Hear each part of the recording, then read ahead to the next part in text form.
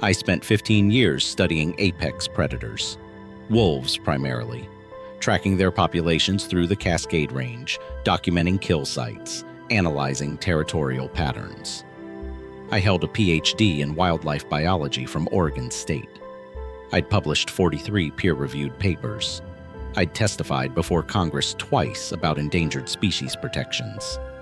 None of that prepared me for what lives in those forests.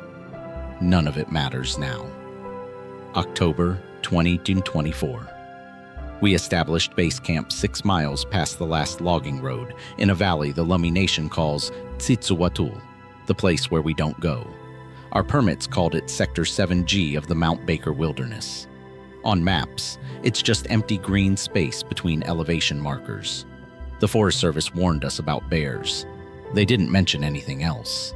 My team consisted of 4 people besides myself.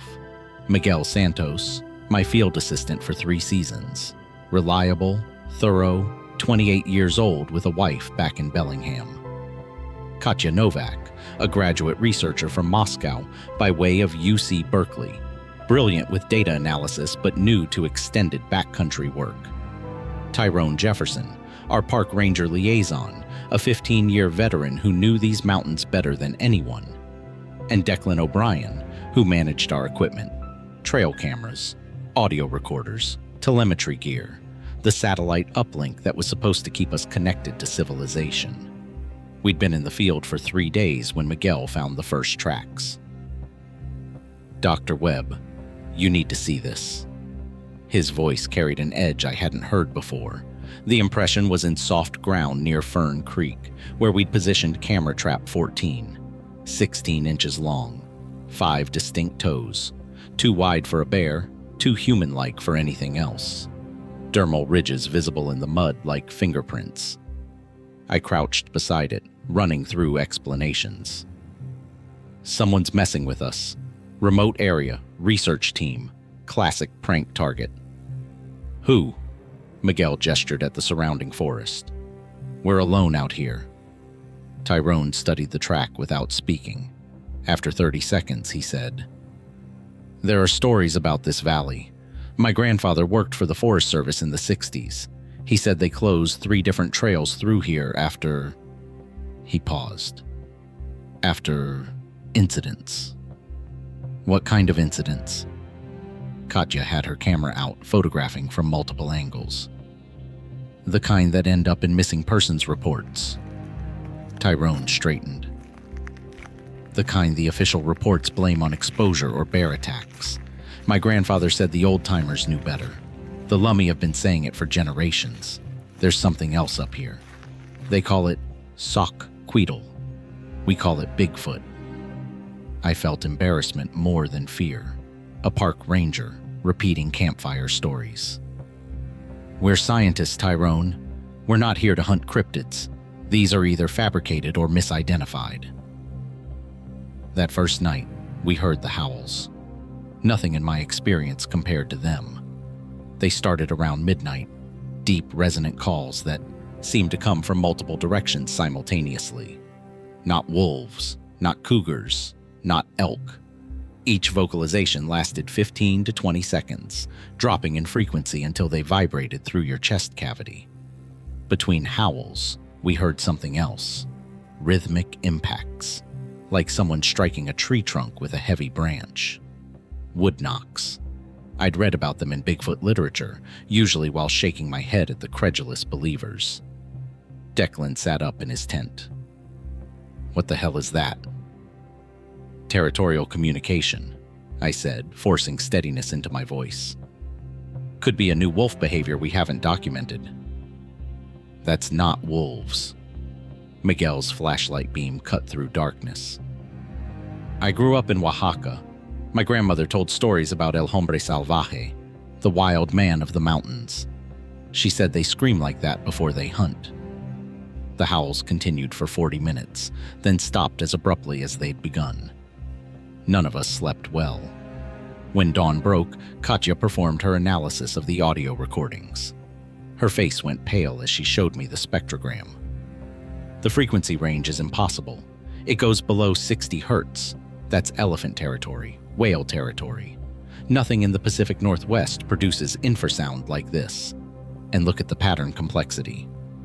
Her finger traced the display. This is linguistic structure, phonemes, syntax. Dr. Webb, whatever made these sounds was communicating in a language.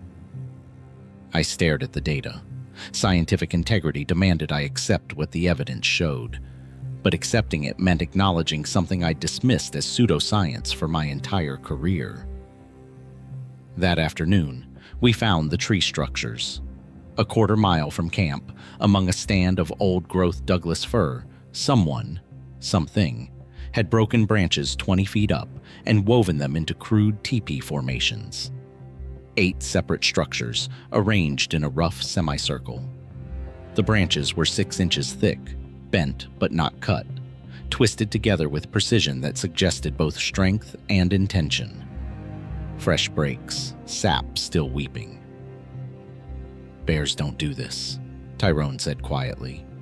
This is territorial marking. They're telling us we're in their range. Katya filmed everything, her hands trembling slightly. Miguel marked GPS coordinates. Declan checked the nearest trail camera, number 19, positioned to capture wolf activity along a game trail. He brought the SD card back to camp. We gathered around his laptop as the footage played. Deer at 6:47 a.m. Elk at 11:23 a.m. Nothing unusual until 2:34 a.m. that morning, when the motion trigger activated for something else entirely. The figure moved through frame for exactly 4 seconds. 7 feet tall at minimum, perhaps 8. Massive shoulders, arms that hung below where knees would be. Covered in dark hair that was almost black, shaggy and unkempt. The face passed briefly through the infrared illumination. Flat nose, heavy brow, eyes that reflected the camera's flash with yellow-green luminescence. It moved with impossible silence for something that large, flowing between trees like water, finding a path. Then it stopped, turned, looked directly at the camera. The intelligence in those eyes was unmistakable. This wasn't an animal. This was something that understood what a camera was, what it meant, and didn't care. "Mother of God," Miguel whispered. "It's real. It's actually real." I couldn't speak, couldn't breathe. My entire worldview was fracturing, rebuilt in those 4 seconds of footage. Everything I'd believed about forest ecology, about the limits of undiscovered species, about the rational boundaries of zoology, gone. Declan's voice broke the silence. "We need to leave. Right now. Pack up and hike out." "We have evidence," Katya said. "Footage, audio, physical traces. This is the scientific discovery of the century." "This is a predator's territory," Tyrone countered. "And we just documented that we know it's here." That night, the creatures surrounded our camp. We heard them in the darkness beyond our firelight. Branches breaking, heavy footfalls that shook the ground, vocalizations that were closer, more varied.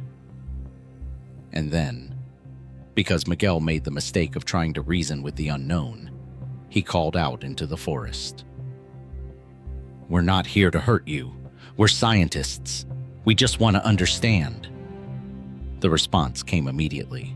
A howl, no more than 50 yards away, that escalated into a scream of such raw aggression that every instinct in my body shrieked predator. It was answered by others. 3, 4, maybe 5 distinct voices, creating a chorus that surrounded us completely. They knew we were there. They knew what we were. And they were telling us, in a language older than human civilization, that we'd made a terrible mistake. That was when Miguel spoke its name. "Sasquatch," he said softly, like a prayer. "Sasquatch, we mean no harm." What followed was not a response of curiosity or peace. It was rage. The attack on our camp started an hour before dawn. Not physical yet, psychological. Rocks first, thrown with precision that defied the darkness. Stones the size of softballs, whistling through air, slamming into trees 3 feet above our tents. Warning shots. Each impact deliberate, calculated to miss by just enough to terrify without killing. I lay rigid in my sleeping bag, listening to the bombardment. Miguel was praying in Spanish. Katya had stopped crying 20 minutes earlier, gone silent in her tent. Declan kept his headlamp on, which only illuminated how helpless we were. Small nylon structures against something that could hurl 5-pound rocks with the accuracy of a major league pitcher. "They're playing with us," Tyrone called out, "testing our responses, seeing if we'll run or fight." "What happens if we do neither?" My voice sounded foreign, compressed by fear into something thin. "Then they escalate." He was right. As gray light seeped through the canopy, the rock throwing stopped. The silence that followed was worse, active, watching silence. I unzipped my tent carefully, stepped into morning air that reeked of musk and rot. The smell was overwhelming, biological, like standing downwind from a wet dog that had rolled in carrion. It coated my throat, made me gag. Our camp was surrounded by evidence.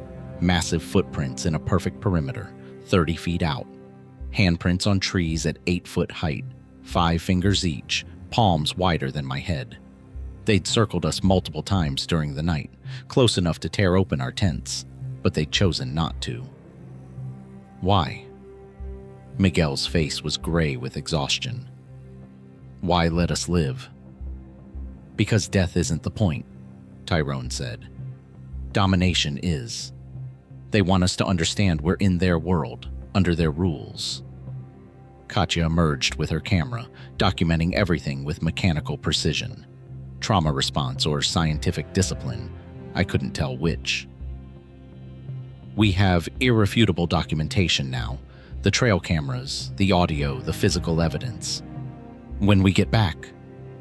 If we get back, Declan interrupted. He was checking our supplies. Food's been ripped open. They went through our stores while we cowered in our tents, took the dried meat, scattered everything else, and they destroyed the satellite uplink. He held up crushed components, snapped it like a toy. No outside communication. I made the calculation. 6 miles to the logging road, 12 miles beyond that to the nearest Forest Service station. We were in peak physical condition, carrying minimal gear. We could cover it in 8 hours. We hike out. Now. Forget the research, forget the equipment. We take the evidence we have and leave. They won't let us. Tyrone was staring into the forest. Look. At the tree line, 40 yards away, something stood watching, not hiding anymore, not bothering with subtlety, just watching. It was even larger than the trail camera footage suggested. 9 feet tall, perhaps more, shoulders as wide as a doorframe, arms that hung to its knees, ending in hands that could palm a basketball like I'd hold an apple. The body was covered in dark reddish-brown hair, thick as a bear's winter coat but hanging longer, almost shaggy. Muscles moved beneath like coiled cables, but the face destroyed any residual hope that this was an animal. The features were a nightmare amalgamation of human and ape, flat nose, heavy brow ridge, a jaw that jutted forward slightly. The eyes were the worst part, amber-colored, reflecting morning light, filled with calculation and intent. It studied us with the focus of a butcher examining cuts of meat. "Film it," I whispered to Katya. "Document everything." Her camera was already running. "There's another one. Left flank, behind the cedar." The second creature was slightly smaller, perhaps female, lighter coloring, more auburn. It vocalized, a series of grunts and huffs that sounded almost like speech. The larger one responded with similar sounds. Communication. Language. They were discussing us. "Pack, essentials only," I said. "We move in formation, stay together, make for the logging road." "Dr. Webb," Miguel started. "That's an order. We leave in 5 minutes." We abandoned everything except water. basic supplies and our evidence, hard drives, SD cards, Katya's camera. As we moved out of camp, the creatures didn't pursue. They watched, followed parallel, staying just visible through the trees, sometimes on our left, sometimes our right. Never closer than 30 yards, never farther than 50. The trees grew denser, undergrowth closed in, every shadow held potential threat. Every sound, branch snap, bird call, wind through needles, made us flinch. We'd been hiking for 90 minutes when Miguel stopped. "Where's the trail?" He turned in a slow circle. "We should have crossed the main trail by now." I checked my GPS. The device showed our position clearly, but the trail that should have been 100 yards ahead wasn't there. Or rather, it was there yesterday. Today, something had blocked it. Trees had been broken across the path, dozens of them, creating an impassable barricade 15 feet high. "They moved ahead of us," Tyrone said quietly. "Cut off our route." "That's impossible. They'd need to know our exact path, anticipate our timing." "They're intelligent, Dr. Webb. As smart as we are, maybe smarter in this environment. And they've done this before." He pointed at the barricade. "Some of these trees have been down for days. They prepared this." A howl erupted from behind us. Close, within 50 yards, answered immediately by another ahead and another to our left. We were boxed in, herded like prey. "Secondary trail," I said. "Eastern route along the ridge. It's longer, but—" The scream cut off my words. Not animal, not human, something between. It came from where Declan had been standing 5 seconds ago. I spun. He was gone. "Declan!" Miguel ran toward the sound. "Stop!" Tyrone grabbed him. "That's what they want. Split us up." We heard thrashing in the undergrowth. Declan's voice high with terror. "Get it off me! Get it!" Then nothing. Just silence, and the smell of copper on the wind. Katya was hyperventilating. Miguel had gone rigid, staring at where Declan had disappeared. I felt ice crystallize in my veins. Not metaphorical cold, but actual temperature drop. Shock response to witnessing predation in real time. "Move," Tyrone commanded. "Now. Don't run, don't freeze. Controlled movement toward the ridge." We walked. Every step was agony, waiting for massive hands to close on our shoulders, waiting for the impact that meant we were next. The creatures paced us, visible now in groups of 3, 4, 5, a family unit, coordinated hunters. They let us reach the ridge, let us think we had a chance. Then they showed us what they'd done to Declan. His body was arranged in the center of the game trail, positioned where we couldn't miss it. I won't detail what they did to him. Some images carve themselves into your neurons, permanent and poisonous. Sufficient to say, it wasn't quick, it wasn't accidental, and it was designed to send a message. This is our territory. These are our rules. You will die here. Katya vomited. Miguel dropped to his knees. I stood there holding my scientific detachment like armor against the horror and felt it shatter completely. "They're studying us," I heard myself say. "Testing responses, observing how we react to trauma and fear. We're not just prey. We're subjects in their experiment." Tyrone pulled us away from the body. "We can't help him. We need to keep moving, find shelter before dark." But that was 4 hours ago. Now we're trapped in a drainage culvert, concrete pipe left from old logging operations, barely large enough for the 4 of us to squeeze inside. It's not safety. It's a tomb with one open end. They're outside. I can smell them, hear them moving, circling, wood knocking to coordinate positions. Every few minutes, one peers into the pipe.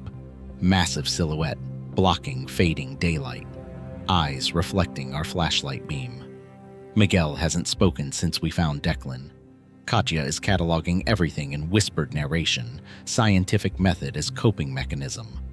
Tyrone has his service weapon drawn, which seems laughably inadequate against creatures that can bend 6-inch tree trunks. The footage from this morning is on my hard drive. Declan's death recorded on Katya's camera. Irrefutable evidence of an undiscovered apex predator in the Cascade Mountains. Evidence that will die with us if we don't survive the night. But survival seems unlikely now. They're not leaving. They're not hunting elsewhere. They've committed to elimination, wiping out the witnesses, destroying the evidence, maintaining their secret. Something just landed on top of the culvert. Heavy impact, metal groaning under weight. Then another impact. They're on the pipe now, walking on it, rocking it, testing if they can collapse it or simply wait for us to emerge from exhaustion and dehydration. Tyrone catches my eye. When dawn comes, we run. Full sprint for the logging road. They might not expect it.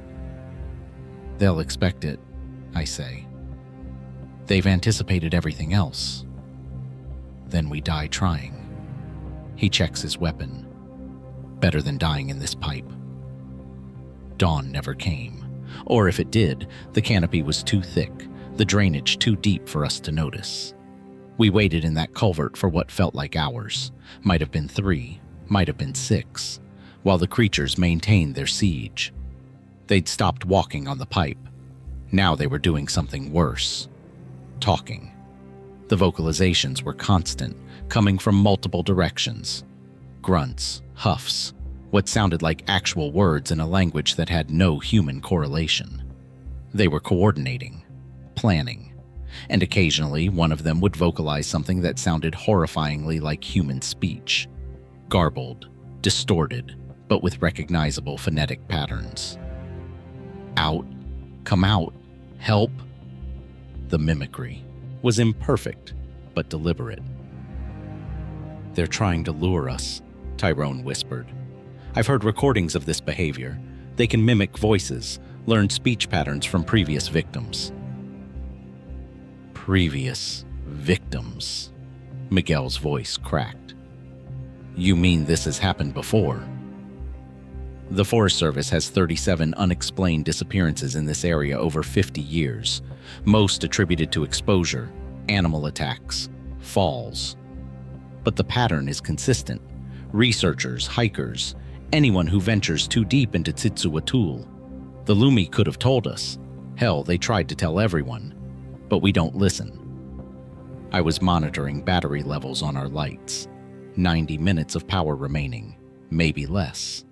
After that, complete darkness. We can't stay here. Tyrone's right. We make a break at first opportunity. There won't be an opportunity. Katya had gone somewhere beyond fear into cold acceptance. They're apex predators in their environment. We're not escaping. The only question is whether we die quick or they make it last. A scream split the air, high, desperate, distinctly human. Female. It came from the direction of our original camp. That's not one of us, Miguel said. There's someone else out here. No. Tyrone's face had gone gray. That's mimicry. They recorded someone before. Days ago, weeks ago. They're using it as bait. The scream came again, closer. Please. Somebody help me. Oh God, please. Every instinct screamed to respond, to help. Evolutionary programming, millions of years deep, compelling us to aid distress calls. And the creatures knew it. They understood human psychology well enough to weaponize our empathy. Nobody moves, I said. Nobody responds. But Miguel was already at the mouth of the culvert. What if it's real? What if there's actually someone? The hand that grabbed him moved faster than anything that large should move. 1 second Miguel was at the opening. The next he was gone, yanked into undergrowth with such force I heard his shoulder dislocate. His scream was genuine, terror and agony as he disappeared into green shadows. Tyrone fired 3 shots. The reports were deafening in the metal tube, left my ears ringing. Through the ringing, I heard Miguel screaming, then choking, then nothing. Jesus Christ, Katya sobbed. Jesus fucking Christ. We waited, listened. The forest had gone silent after the gunshots, but it was temporary. Soon the wood knocks resumed, faster now, excited. They were communicating their success. 2 down, 3 remaining. Tyrone ejected his magazine, counted rounds. 4 bullets left. Against how many of them? I counted 5 yesterday, I said. Could be more. Could be family groups, plural. Then we're dead. He said it matter-of-factly. No drama. We're dead, and nobody will ever know what happened. They'll find our camp eventually, find evidence of bear activity, close the case. No. I pulled out my hard drive, the SD cards from our trail cameras. We make sure this gets out. Someone finds this evidence, they'll know. They'll understand what's up here. Katya looked at me with hollow eyes. You really think they'll believe us? A few videos, some audio files. They'll call it hoaxed, computer-generated, performance art. I've read the literature, Dr. Webb. Every piece of Bigfoot evidence gets dismissed. This will too. She was probably right, but I sealed the drives in waterproof bags anyway, stuffed them in my pack. Hope is a hedge against despair. That's when I noticed the smell had changed. Still rank, still overwhelming, but different. Closer. Inside the culvert. They're in the pipe with us, Tyrone said quietly. He aimed his flashlight toward the far end, the end we'd assumed was sealed, blocked by rocks and debris. It wasn't sealed anymore. A hole had been opened, carefully, quietly, and in that hole, eyes reflected our light. Multiple sets. They'd been excavating an entrance while we focused on the primary opening. Basic ambush tactics. Fix attention on one direction, attack from another. Out! Now! Tyrone fired toward the eyes once, putz. The gunshots bought us seconds. We scrambled toward the front opening, into gray pre-dawn light. They were waiting. The large male from yesterday stood 15 feet away. Behind him, 4 others, 2 females, 1 juvenile, 1 massive older male with gray-streaked fur. A family unit. Pack hunters. And we'd just crawled directly into their formation. Tyrone emptied his weapon. The shots hit. I saw impact, saw the large male stagger. But he didn't go down. Didn't flee. Just roared, a sound that vibrated through my skeleton, and charged. What happened next took maybe 5 seconds, but has replayed in my mind for months in slow motion. Tyrone disappeared under 600 pounds of muscle and rage. Katya ran. I ran.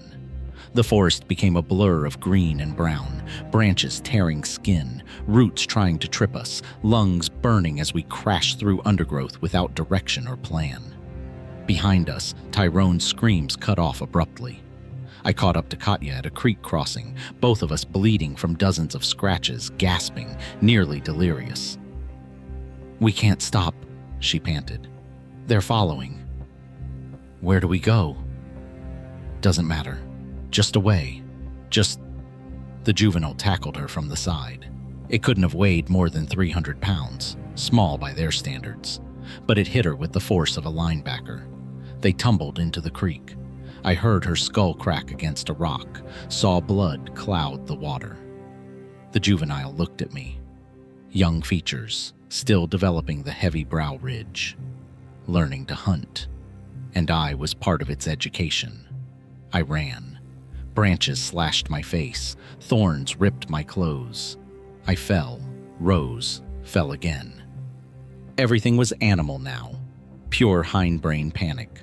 The prey response that evolution carved into us when we lived in trees and saber-toothed cats hunted below. I don't know how long I ran. Eventually, I collapsed in a hollow beneath a fallen cedar, wedged myself into the gap between trunk and earth, pulled rotting bark over me like a blanket. My heart hammered so hard I thought it would break ribs. Every breath was a wheeze that surely gave away my position. But they didn't come. I lay there as full morning arrived, light filtering through the decomposing wood above me. Lay there listening to the forest slowly resume its normal sounds. Birds tentatively singing, squirrels chattering, water moving over stone. The natural world, indifferent to the slaughter. My team was gone. All of them. Dead in a forest that would consume their bodies, scatter their bones, leave no trace except missing persons reports that would blame bears or misadventure. But I had the evidence. In my pack, sealed and protected, proof that humanity isn't the only intelligent species in North America. Proof that something else claims these mountains, guards them, and kills to maintain their secret. I waited until afternoon before moving, navigated by sun position, found the creek, followed it downstream. Every shadow might hide a watcher. Every sound might be the last thing I heard. 16 hours after escaping the culvert, I reached the logging road. Another 6 hours stumbling along gravel, and I saw lights. A Forest Service truck responding to our overdue check-in. I collapsed in the road. Let them find me. Let the questions begin. The Forest Service ranger who found me was named Bailey, young, late 20s, genuinely concerned. She gave me water, wrapped me in a thermal blanket, radioed for emergency response. Jesus, Dr. Webb, what happened? Where's your team? I tried to explain. The words came out broken, disordered. Creatures, attacks, coordinated hunting, Declan torn apart, Miguel taken, Tyrone firing uselessly into something that should not exist, Katya's skull cracking on Riverstone. Bailey's concern shifted to something else. Skepticism. Worry that I'd lost my mind. Sir, I need you to stay calm. You're clearly in shock. Bear attacks can be traumatic, and when you've been alone in the wilderness... Not bears. Listen to me. Not bears. I fumbled for my pack, pulled out the hard drive. It's documented. Video, audio, physical evidence. They're real, and they're still out there. She took the drive but didn't look at it, just nodded slowly, the way you nod at someone whose grip on reality is slipping. We'll get this analyzed. Right now, we need to get you medical attention and organize a search and rescue operation. The SAR team went in at dawn. 8 rangers, well armed, with GPS coordinates to our camp. I begged to go with them. They refused. Standard protocol. Survivor stays behind. So I waited at the ranger station, pacing, while they hiked into Titsuatul. They came back 12 hours later. Only 7 of them. The one who didn't return was named Garrett Fisher, 15 years of experience, expert tracker, former Marine. He'd gone 20 yards off trail to investigate what he thought was a trail marker. Team heard him yell once. By the time they reached his position, he was gone. Just blood on leaves and footprints that were abnormally large, possibly fabricated. That's when their story changed. The ranking officer, a gray-haired veteran named Coleman, pulled me into a private room. His expression was carefully neutral. Dr. Webb, we found your camp, confirmed the equipment damage you described, found substantial blood evidence. But there's a situation we need to discuss. Did you find my team? We found remains. 2 bodies recovered, identification pending. The others... He paused. There's evidence of bear activity. Large grizzly, maybe 2. The tracks, the damage patterns, the way the bodies were. Another pause. This area has documented grizzly presence. They've been more aggressive this season, possibly due to low salmon runs. Show me the tracks you found. I don't think... Show me. He did. The photographs showed prints clearly inconsistent with grizzly bears. Wrong toe configuration, bipedal stride pattern, dermal ridges in the impressions. But Coleman was already shaping the narrative. Could be a combination of factors. Bear tracks overlapping human tracks, soft ground creating distorted impressions. You're covering this up. I'm following evidence to the most likely conclusion. His voice hardened. Dr. Webb, you've experienced severe trauma. 4 of your team dead. You survived by running. That creates psychological stress that can manifest as false memories, confabulation, elaborate explanations for simple events. I have video evidence, which we'll analyze, but understand that video can be misinterpreted, especially in poor lighting conditions, by observers under duress. He leaned forward. Here's what's going to happen. You'll be evaluated by a psychologist. The incident will be investigated as a bear attack. If your evidence supports that conclusion, good. If it doesn't, we'll need to discuss why you might be fabricating an alternative narrative. I understood then. This wasn't skepticism. This was policy. The Forest Service knew. Maybe not officially, maybe not in written reports, but at some level, they knew these forests held something that couldn't be acknowledged. Because acknowledging it would mean admitting they'd sent people into a known danger zone, would mean explaining decades of disappearances, would mean fundamentally altering public understanding of wilderness safety. Better to blame bears. Better to suggest trauma-induced delusion. Better to bury it. They kept my hard drive. For analysis, Coleman said. When I demanded it back 3 days later, they claimed it had been corrupted, something about water damage, though it had been sealed. The footage was unrecoverable, the SD card similarly damaged, everything gone. But I'd made copies. While Bailey was calling for backup, while I waited alone in that truck, I'd connected to my phone, backed up the critical files. They took my phone too, but cloud storage is hard to confiscate when you don't know it exists. The psychological evaluation was predictable. PTSD, survivor's guilt, possible psychotic break. Recommended for intensive therapy and medical leave. They suggested trauma could explain my elaborate false narrative involving unknown primates. The therapist was kind, but firm. I needed to accept what happened, process the bear attack, move forward. I stopped arguing, stopped insisting on the truth, played the role of recovering trauma victims seeking peace, because arguing only reinforced their diagnosis. Silence was safer. The memorial service for my team happened 3 weeks later. Declan O'Brien's family came, his wife, 2 young daughters. Miguel's widow, pregnant with their first child. Katya's parents, devastated, barely able to speak. Tyrone's sister, who pulled me aside and said, "He told me about that valley. He knew. He fucking knew, and they sent him in anyway." The official cause for all 4, fatal bear mauling, complicated by environmental factors. Case closed. Forest Service implemented new protocols for wilderness research, increased bear awareness training, more careful permitting for Sector 7G access. They didn't close the area. That would draw attention. Instead, they quietly discouraged access. Permit applications mysteriously delayed, alternative sites suggested, warnings about unusually aggressive wildlife this season. But hunters still go in. Hikers still vanish. Every year, 1 or 2 more missing persons reports from the Cascades. I left academia. Couldn't continue wildlife research after watching my colleagues die for their data.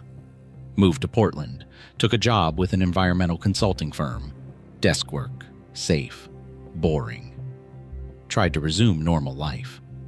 But normal life was impossible, because I kept the footage.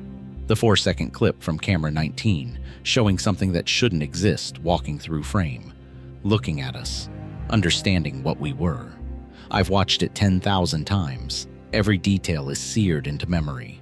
The way it moved, the intelligence in its eyes, the casual disregard for our presence. And I've found the pattern. Once you know what to look for, the evidence is everywhere.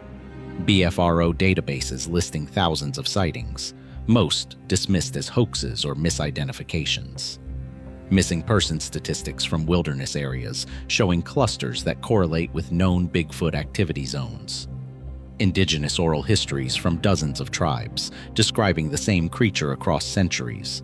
Warnings ignored by settlers, forgotten by modern Americans. They're not rare. They're not isolated individuals. They're an established population, living in remote areas across North America, maintaining their secrecy through intelligence and violence. And they're winning, because nobody believes. Nobody wants to believe. The implications are too enormous, that we share this continent with another apex predator, one that's smarter in wilderness contexts, one that views us as either threats or prey. Easier to call it folklore, easier to blame bears. 3 months after the incident, I received an anonymous email. No sender information, routed through multiple proxies. It contained a single photograph, a Forest Service document from 1967, heavily redacted, with the header, Incident Report, Tsitsuwatl Encounter. What wasn't redacted described an incident nearly identical to ours. 7 researchers, 2 survivors, same location. Official cause, bear attack. The email included one line of text. They know. They've always known. Stop looking, or you're next. I should have listened. I didn't. I kept researching, kept investigating, kept trying to assemble proof that couldn't be dismissed. And 6 weeks ago, I saw one again. I was hiking Forest Park in Portland, urban trail, busy, safe. Saw something watching from the hillside above the path, only for a moment, partially obscured by cedars, but long enough to recognize the silhouette, the eyes reflecting afternoon light. They found me in the city. 200 miles from Tsitsuwatl. They can reach me anywhere. I'm writing this in a motel room outside Eugene, Oregon. It's the 7th place I've stayed in the past month. I move every few days, never establishing pattern, never staying long enough to be found. Because they're looking. The Forest Park sighting wasn't isolated. Since then, I've seen evidence of their presence 3 more times, always at distance, always watching. Once near my apartment in Portland, before I abandoned it. Once at my parents' house in Salem, which I visited to warn them and will never visit again. And once in the parking garage where I work, at 2 a.m. when I returned for files I'd forgotten. They're tracking me, following me, ensuring I understand the consequences of pursuing this truth. But I can't stop. Because Miguel's widow deserves to know what really killed her husband. Because Declan's daughters deserve to understand their father died confronting something real, not fleeing a common bear. Because Katya and Tyrone and every other victim of these creatures deserves to have their truth acknowledged. The footage I saved? I've tried to release it. Posted it to YouTube, Reddit, specialized cryptozoology forums. Every version gets taken down within hours. Copyright claims, terms of service violations, community guidelines. I've sent it to news outlets, academic journals, wildlife organizations. No response or polite refusals or suggestions I seek mental health support. The one zoologist who took me seriously disappeared. Dr. Ellen Whitaker, University of Washington, primatology specialist. She reviewed my footage, agreed it showed something unknown, began her own investigation. 2 weeks later, she took a leave of absence for personal health reasons. I tried contacting her. Her university email bounced, her personal phone disconnected. She's gone, either scared into silence or removed by whoever manages the cover-up. Because there is a cover-up. The redacted 1967 document wasn't unique. I found references to other incidents through FOIA requests, heavily censored, but showing pattern. The Forest Service has a protocol. So does the Park Service, possibly the military. When these encounters occur, when evidence emerges, it gets contained. Witnesses discredited. Data lost.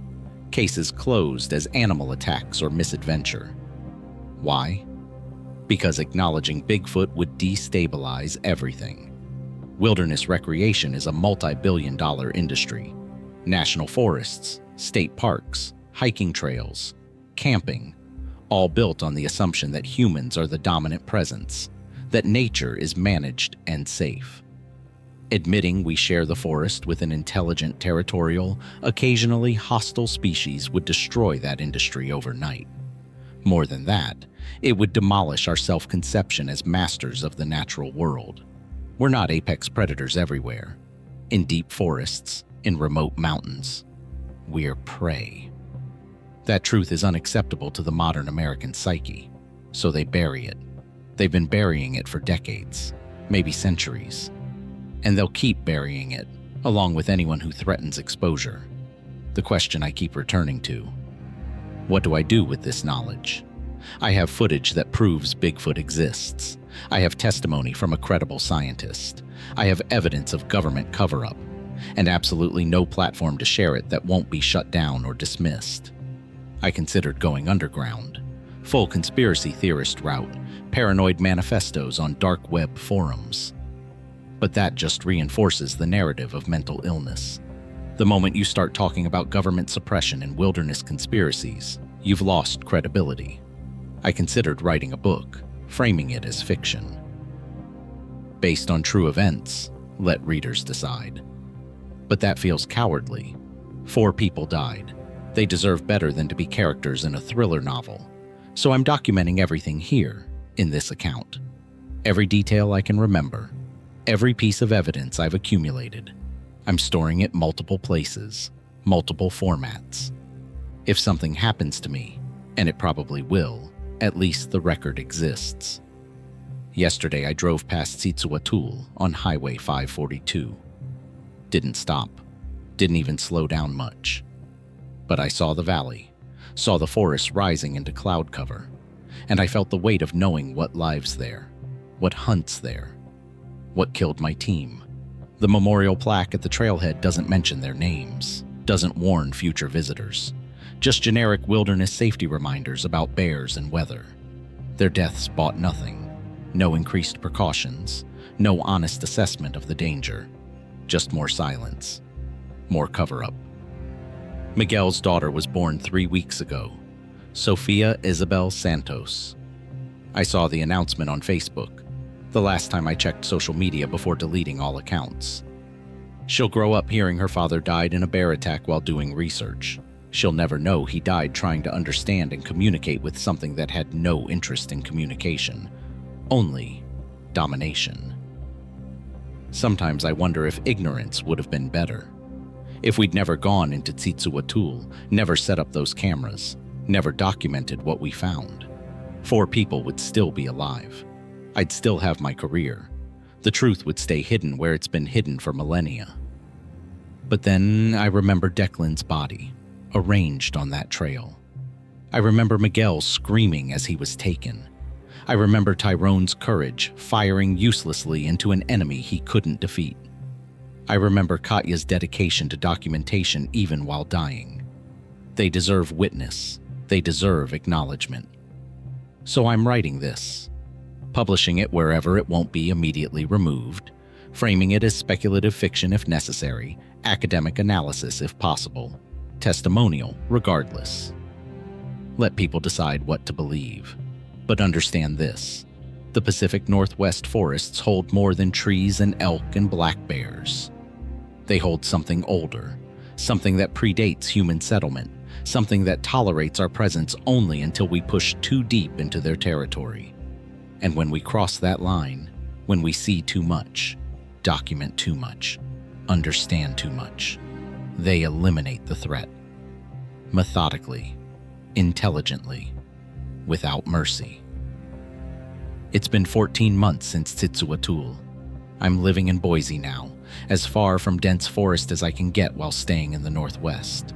The apartment is on the 5th floor, windows facing other buildings. No trees visible from any angle. No possibility of something watching from shadows.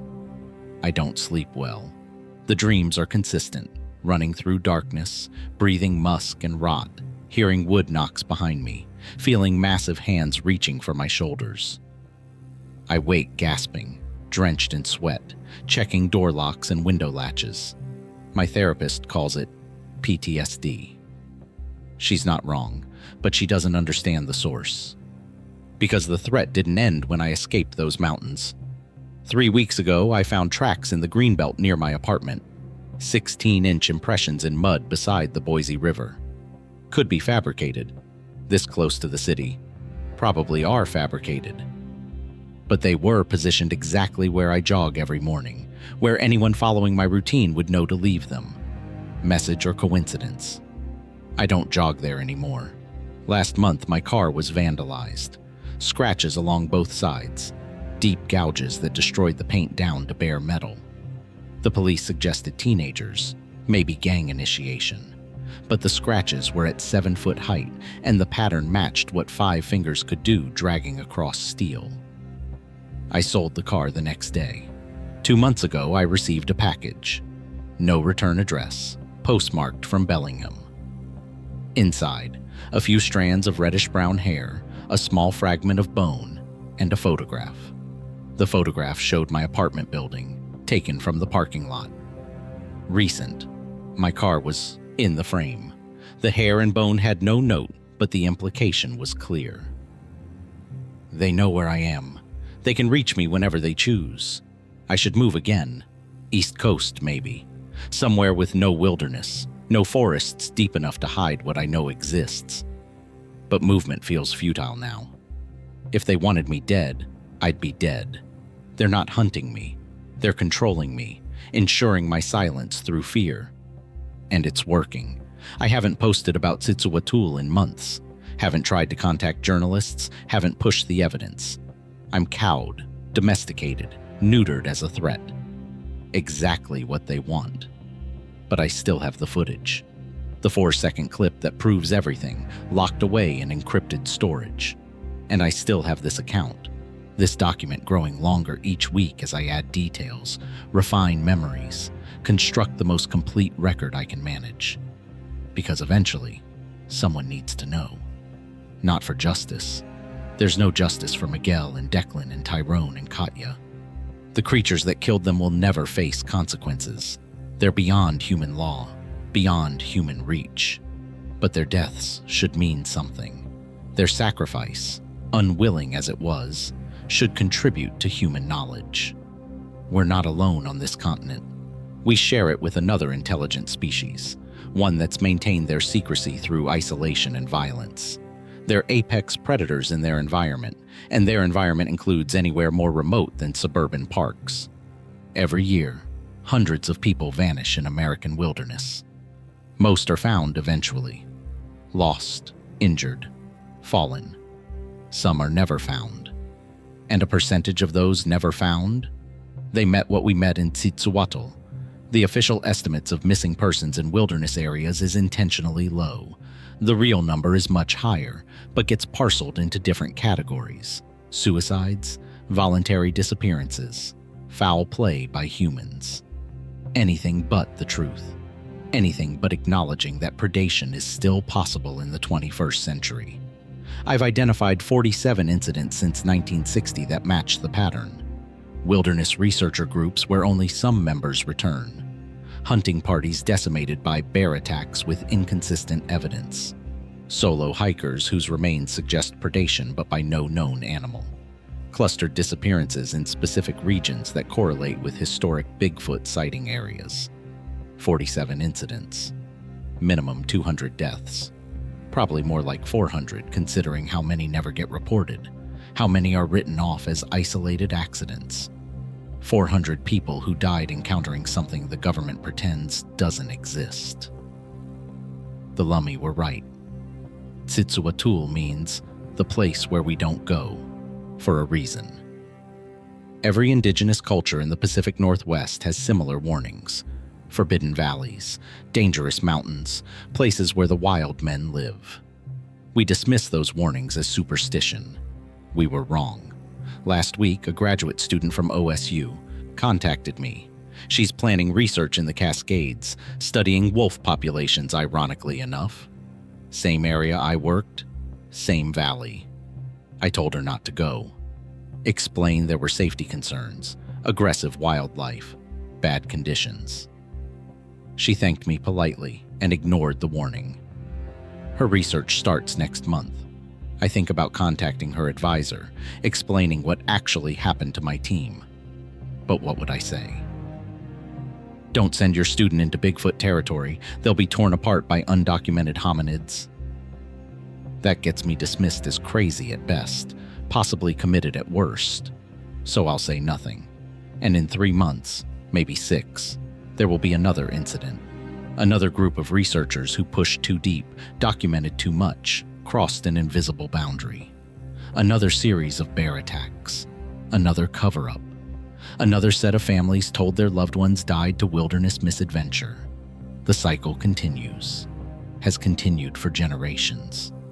Will continue for generations more, unless someone breaks it. But I don't know how. The evidence gets suppressed. The witnesses get discredited. The truth stays buried under official reports and psychological evaluations. Sometimes I wonder if I should just release everything, flood the internet with copies of the footage, this entire account, every piece of documentation I've compiled. Make it impossible to contain. But I've seen what happens to people who try that. They become jokes, conspiracy theorists, cautionary tales about mental illness and obsession.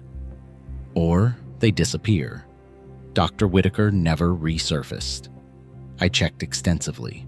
No social media presence, no academic publications, no trace.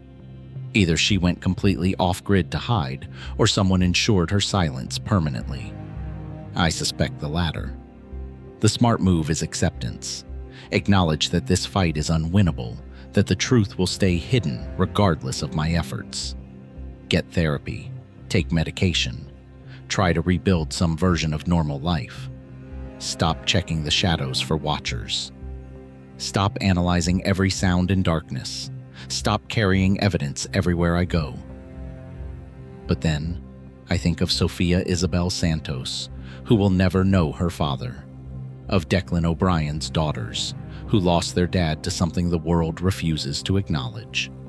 Of Tyrone Jefferson's sister, who knows the truth but can't prove it. Of Katya Novak's parents, burying their daughter under a lie. I can't give them justice, but I can give them witness. I can document what happened, preserve the truth, ensure that somewhere, somehow, the record exists. So that's what I'm doing. This account is that record. Imperfect, subjective, possibly doomed to dismissal, but complete and honest. If you're reading this, understand several things. First, the wilderness is not empty. Deep forests, remote mountains, isolated valleys, they contain more than trees and wildlife. Something else lives there. Something intelligent, territorial, and dangerous. The indigenous peoples knew. The early settlers learned. Modern society has forgotten, but the truth doesn't change based on belief. Second, if you're planning extended backcountry travel, especially in the Pacific Northwest, take warnings seriously. Areas with persistent missing persons reports, places local populations avoid, valleys with indigenous restrictions. There are reasons.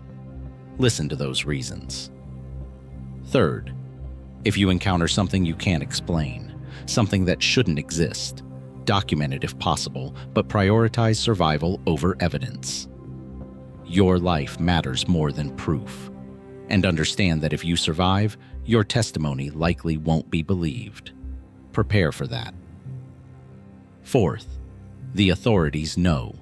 Maybe not every ranger, every official, but at institutional levels, they know. The cover-up isn't conspiracy theory, it's policy. Don't expect help from that direction. Fifth, if this account disappears, if I disappear, it's not accidental. It's elimination.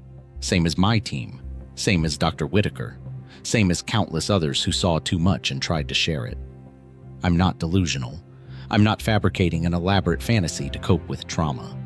I'm a trained wildlife biologist with 15 years of field experience, peer-reviewed publications, and no history of mental illness prior to October 2024.